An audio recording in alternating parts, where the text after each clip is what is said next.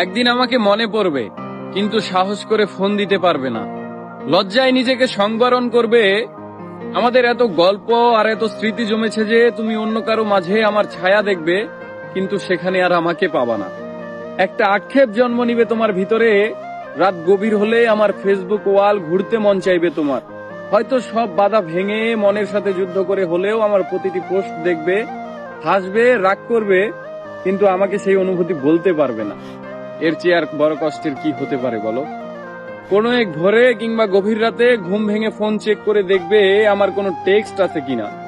আমাকে না পেয়ে তোমার যেই দীর্ঘশ্বাস জন্মাবে তা তোমার প্রাপ্য ছিল। আমি তো কোনো অন্যায় করিনি।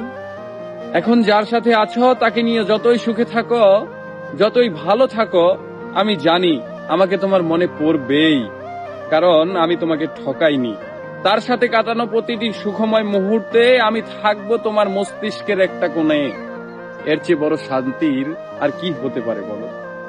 আমাকে কষ্ট দেওয়ার প্রতিটি পাপ তোমাকে ঘিরে ধরবে। একদিন তুমি অসুখী হবে, একদিন তোমারও আমার জন্য কাঁদতে মন চাইবে, কিন্তু চোখের পানি আর আসবে না।